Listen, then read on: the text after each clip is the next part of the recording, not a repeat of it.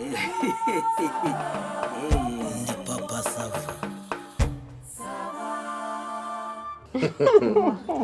Hako nawe ibintu byo kuturezi muri kuzana ariko rwose bitabibara wabanza ukama agafata wa muntu yewe ndamwaka ngaka tundurira kamere kuri sibyo sabi none si yo komande igeze mwana komande biri gutungana yego komande biri gutungana ureba ko kidomange yambaye neza kidomange ariko nawe yambaye neza nyine nashaka ngo ubimbwire ahubwo akazi ntikagiye kuzakunanira uri musaza ariko uzi ikintu kiba cyabiteye urashaka kugira ingoroshi kiba cyabiteye ubundi si upfunduza iryinyo ko nzi yuko yaba akomeye kurusha yibi ibyo bintu unoze ko atari gose ariko uretse n'ibindi urarinda uzimena ku bantu uryoherwe urakoze ariko kwa papa sava ko nzi ko muri abasirimo koko ubure na serviette ariko zirahari zirazana n'inyama serviette zana na komande ariko naruzi mbona jabiri ahantu hose komeza twibwirera mwebwe nimba icyo kunywa mutari kuzaho neza yabaye umunyamuhungu oya icyo kunywa niba mutari kubyingaho neza ndaje mbaze n'abandi ariko se abantu mwe mufite ubwoba bw'iki nyine ndacyakomeza urabona se kandi noneho namwe inzoga ngo muvuge ngo nyiragitariro yasinze urabona ubwo nseka ariko wumve ko Paul yambabaje Paul yarambabaje ubwo mwese ni inyama namwe ni inyama ako wazanye ibyo uzana sha oya inyama ziri ibintu biri simbabwiye ko ziriho ariko se genda twabyumvise arya wari bambwiye tubushete tu ariko se ngewe ndabakubwiye ngewe mbabarira nkunda zingaro ari zo ushaka Irisishya n'umwuka byara ariko umuntu akarangura igitoki kingana gutya koko abantu bakagishiriza ko Manode karabe boss ubwo namwe ndaje rwose komeza twibwire rata uyu muntu rero yantesha umurongo kandi nibagirwa nuko umutwe wanjye utajya upfa gusipira ibintu ngo ubisibe nk'ibi ni ibiki kwe nk'ibi ni ibiki nyine urumva ndimo ni ibitoki nyine namaye yashyizeho kugira ngo nyine bikomeze bigende neza ndimo nyine ndakora hose hatungi ntaraza n'ubu hatungi ntabwo araza n'ubu ariko boss nje nakubwiye ngo unje notse inyama urambwira ngo turekere hatungi akazi twe kumuvangira none arabuze arangura igitoki kimeze gutya avuga ati abakiriya banje bizihirwe baryoherwe mugatinyuka koko mukagishiriza murashiriza ibiryo nese kuki utabikuyeho basi kubikuraho arakunega ndi gukora gutya nkanashya ariko batunge nzamugire basi muri firigo harimo inyama zakwira bariya nyine ikibazo gihari n'icyo ngicyo ntabwo inyama zihari zakwira abantu hari agace ni burushete 3 zirimo zishize ubwo se urumva zakwira bari abantu bose kandi bose ni inyama wagira ngo barwaya none se namuha amafaranga azaniye namuha amafaranga anyure hariya kuri busheri azani zaraye muri firigo kuki adashaka kunzanira inyama ubu ngira rwose sinzi ikibazo yagize nanjye banza banamunize na telefone ye rwose niriho ubusi ibitoki tubigenze dute ibese oya birekeraho ndajya mbwira umukiriya ni ngwino urebeze ibiri birimo gushirira nasugo abakiriya ko bagiye kutwica bose biragenda bite genda urebe uko ubu baserva icyo kunywa bamwe bibanze gira nayi bagenda fata imwe ngaruka ajyana agapite ariko ubu nanjye kwiyokereza ngiye kubyiga rwose Paul yarambabaje Paul igihe cyose yatakaje kuri uwo mukobwa Paul rero yari umuntu usenga ko kuhamanya n'Imana ufite agasatsi kanatire nkasaba Imana uyu nuko yasaba Imana wenda yipyetiye undi yararinganyaga neza kagasokoza ngo bye akambara neza akaberwa rwose akikwiza ari umukristo ari umurokore uvuze umukristo ntago wabyumva neza umurokore 100% dasiba niba ture yajyaga akora amasengesho y'iminsi 7 yose akayafunika akagenda Paul yunamirije rimwe nigeze mbona ariko Paul no gushaje ati nyagitare ati mvuye mu masengesho y'iminsi 7 ndasabira igihugu cyacu ndasabira abana bagiye gukora icya leta ngo bazatsinde urumva Paul yari ahantu hose sasa rero Paul akundana n'uwo mukobwa komana we inyama zirasa kandi inyama ziraje n'umuri nta kibazo umuhungu ari kumbaza kubara inkuru neza atakomeza utwibwirire ye nuko uwo nguwo rero Paul akaba akundana n'umukobwa umukobwa wa danje umukobwa wambara ngo akikwiza se yari umukobwa w'amatazi umukobwa uteretse umeretse koko afite ikimero kimeze n'akeza karenze ikidomaki ariko genda nawe ikibi cy'uwo mukobwa yarambaraga ukagira ngo yibagiwe icyo hasi ubwo yambaraga habe namba yarambaraga ukagira ngo ni mucikopa yambaraga mini mubyita mini yarambaraga wajya ureba neza wahengereza ni mini babyita ngo kuminina yewe mana y'u Rwanda we umukobwa yari guhuza gute na Paul Paul ariko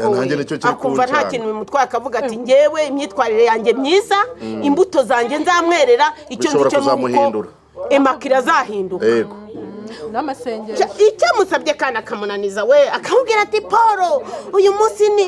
nuza ni isabukuru yanjye yakoreshaga isabukuru buri cyumweru isabukuru ya buri cyumweru ibaho ariko Paul kuko yashakaga umugeni akabona ari n'umukobwa mwiza akavuga ati ntacyo nzabyemera umukobwa ntiwumva agezeho ntiyanyurwa yumva nizo mbuto Paul amwerera ntizinyuze biri gutungana mwanga ageze aramubwira ati rero uzi n'ikindi umurokore ndabyumva ariko hari ikintu nshaka kugusaba urati ahubwo nanjye hari icyo nshaka kugusaba wahinduye ukaza muri ADPR cyangwa se nkagufata nk'umurokore nawe rwose ukabatizwa ko ushaka kugira ngo nzasezerane nawe abwira nyiramama wanjye abwira bwiza wanjye emakira hindura ahubwo emakira yaramubwiye ati mva rero urumva sasa niba ari umuntu uri kumfubiriza agasenda kesho nimugire ikibazo biraje bitunganye namwe ndakira rusenda ushyireho ibyo ushaka ndumva umaze kubona ariko ibintu biri inyama zimeze neza ibidore zigeze ku gihe cyo gusiga ntabwo inyama rega mazigeze zitameze neza ndakubwiye ngo genda wumve bariya inyama nitumutukana ariko mubyeyi ndaje mu bintu bimeze neza ubu rero mugira ngo ngira amahane ahantu hasigaye hafite akavuyo ngiye papa sava cyo kora nzamuregera uyu mugabo arumva se nawe reka mwibwirire by'uwo muporo rero nuko Paul aravuga ati ariko ko icyo nshaka ari umugore nkaba nshaka iki ngaho sheri wanjye mbwira icyo wifuza ndavuga ati rega buriya Paul ndagukunda ariko ngewe ntabwo nshobora guhindura sinzahindura idini ryacu natwe turi abakirisitu ariko sinshobora guhindura ese umukobwa yasengeraga muri hedini ubwo ndumva inenda yari nk'umukatolike kuko Paul ikintu yakoze akimara kumubwira ati ntabwo nshobora guhindura ati sheri wifuza iki nanjye ngo nyikore ati nuko uzaza ukansanga mu idini ryacu Paul uzi ibintu yakoze Paul yaravuze ati rero kubera ko nkukunda by'agahebuzo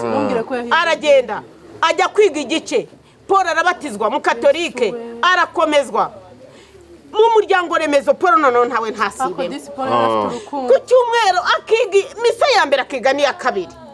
nkavuga ariko Paul ntazagwa mu nzira ngo nuriya mugore ubwo data mvuge ngo ni umugore niwe yashakaga rero rimwe Paul urumva yarabatijwe yarakomejwe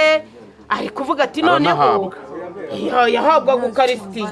arahabwa uyu nguyu ari ku bintu bya katolika ntubizi yajyaga mu muryango remezo buriya bawukora niba ari kuwa kabiri cyangwa kuwa gatanu iminsi biterwa n'igihande uko bagifashe noneho akajya gusenga Paul yarasigaye abyara muri batisimu ntekereza yarahatijwe arahazwa arakomezwa none kubera umukobwa ubwo Paul igihe yiteguye yarati ibyemezo byose n'ibyangombwa aravuga ati basi ngiye kuzafata irembo n'inkwe ndongora umugeni wanjye yaranabyemera ndagusabye ijyane basi muri kumvinya abakozi aho mwese ndagusabye urumva aravuga ati ngiye gisigaye no kurongora umugore wanjye igihe akiteguye rero gutyo Paul arimo kugwiza inkwano arimo kuvuga ngo ubukwe bugiye kuba mwiza wa Nyambo ubwo buri gihe cyose ko yashogosheye ashogoshera ariko ubwo wambabariye nararize ndavuga nti igihe cyose Paul yatakaje iyo yigumira akisengera mu Mana umuntu aramugushije arangije amutera na Satani cyagenze bitese Paul yagiye kumva yumva telefone aramuhamagara ati Paul uri he Paul aravuga ati hari umwana nagiye kuvanguriza uzakomezwa ati Paul wamenye inkuru Paul ati inkuru igenda ite ati makire yarongowe ngo iki barati ntibishoboka ati ntabwo umbwira ari we ati makire yarongowe ati uzi umuntu wamurongoye ati yarongowe na Fideli naho Paul yagiraga abasore batatu bari inshuti bakundanaga nawe banasenganaga bakoranaga umurimo w'Imana banabonye Paul ahinduye kubera umugore umukobwa yakundaga aravuga ati Paul ntituzakurekura tuzakuba hafi agiye kumva yumva Fideli niwe wamurongorewe Fideli yari umwe muri izo nshuti ze we nta mumena umutwe we reka nkubwire bari barimo gushaka gusaba no gufata inuza no gufata irembo wumva ukuntu abasore b'iki gihe namwe murashaka ko muri minsi nta nshuti urumva inshuti y'umuntu kubwo nanone ushobora gusanga Paul yari idage bya dada ariko tekereza Paul yari umukore nta n'umunsi n'uyu n'umwe Paul yigeze avuga ati sheri wanjye ndumva nkukeneye ibi ngibi byateye ngo navase nka giti mu gico wanjye iyo ngiyo ku mbuga ngari dore ko yihaye ngo gucapurisha mu bandi bakobwa ntabwo ari we navuze simbo ndi kwitiranya wa mujama wo haruguru hariya mujya mukorana urumva ngo ndashaka vase ngo uriya amavase Paul ntiyigeze avuga ati mukobwa mwiza nshaka kuzarambagiza uzame turyamane umukobwa akamwambira ubusa imbere yambara ubwo bumini amabunetereza ariko Paul akamagiho agashirira muri sinabyaye agaceceka ubwo urumva Paul atari ubudage bwe bwamukozeho ntabwo ndi kubera karame ngo iminota y'inyama rwose iminota nimba ari iminota mufata 45 wavuye hejuru y'abantu uyu yabava hejuru y'abantu se bose hatungi koko nanjye namubuze uranyumvira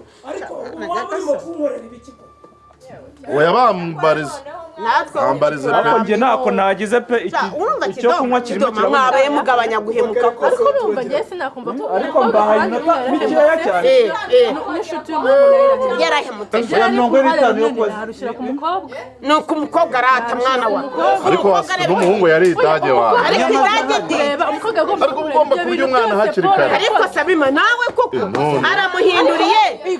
aramuhindurije avuye aho yabaga mugiye ahandi kugira ngo amufashe narangiza mukorera ibyo ngibyo ajye kurongorwa ahandi cyane uko njye wamuganira ibyo ni ibiki namwera se wanyweye ibiki mama aka kavuyo nako gasigaye kwa papa Samba gasigaye katubambiza some icyuma gasome gishwe ubu yanguye hejuru ntibangaruza amafaranga natanze kandi njyewe mumenya inzoga anyuze mu nzira aka kantu turimo uranywa ibiki urashaka kunjyana kuri kano kanya arayimena wayiterura abakiriya bose kwa boss ndabashimisha sheme uradushimisha utugwaho se ngiye kuvuga tugende hari nyine nguna tugende mpaka ku mangazini kozi baraguye ikwatu ese ikwatu karame boss iyo niri babare mu ndebere namwe aka kabari basi ngusetse ihene igisiga cyatwaye amara y'inguru umugabo yagiye kubagisira none agezeyo bajya kuronga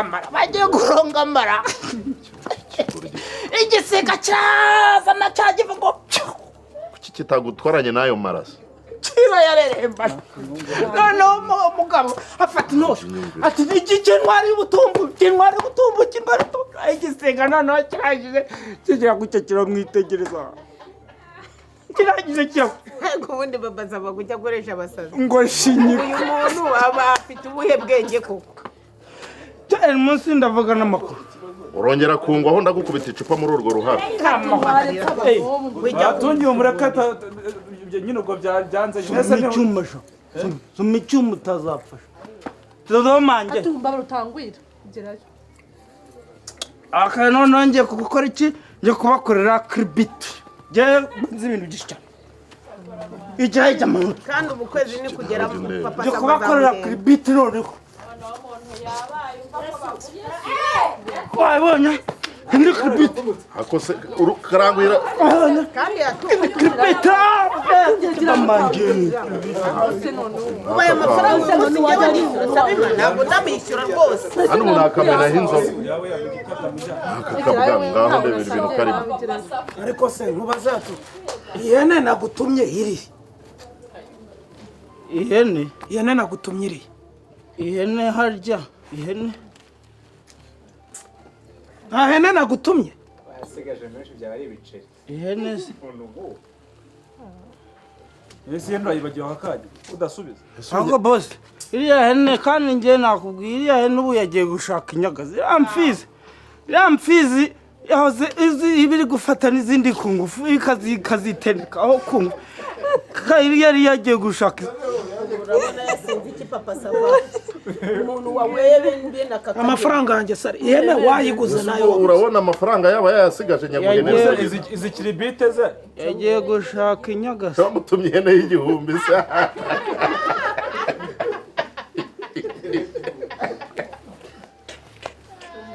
zakoresha na benshi kubwo ibyo ni ibiki se ari guhisha inyuma Zana hano hari turebe. ubucupa afite papa zana sava turebe Imana nta ni kintu insoma icyuma ho gasoma abakozi baragwira uramereza umereza iki cyane ibyawe aka kabari kagiye gucika amazi nimba ari inka rizingwe babwira ngo twigire kwa piga nzenze ngo Ubu ukuntu kwa ibintu- piga nzenze ngo bagira ngo tuburushete ngo Amafaranga yanjye ari he? icumi. amafaranga yanjye ari amafaranga se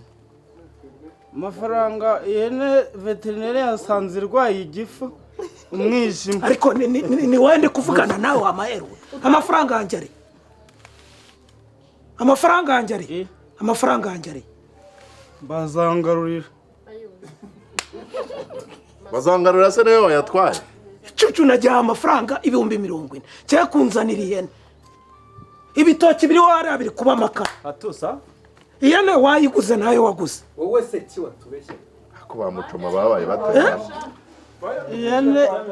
izina ry'Imana wagira ngo umuntu byaba wayiguze ntago wayiguze reka nibuke bamucoma ariko mwabana aba bantu nsabimo umuntu umuhaye akazi ntagakoze aririrwa mu nzoga kwaye kubabwira ngo munywenye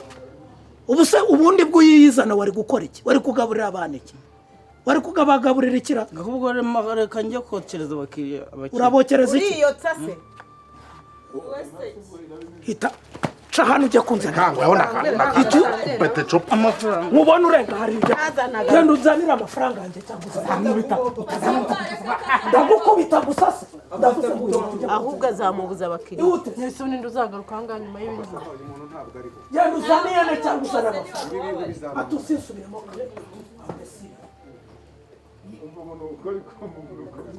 afite noneho inzoga arimo aranuka nk'agasamunyiga nimba yanyweye ibiki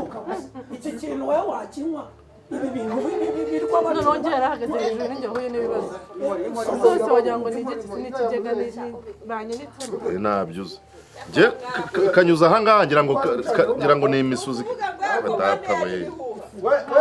ariko abantu ahubwo se yaduhaye fagitire tukishyura mumubwire natanzanira ihene cyangwa ngo anzanire amafaranga ntabwo nkwirukana gusa ndagusanga mu rugo ndakuno genda munyuka mwanyweye munywa mutese ubundi muri mu kazi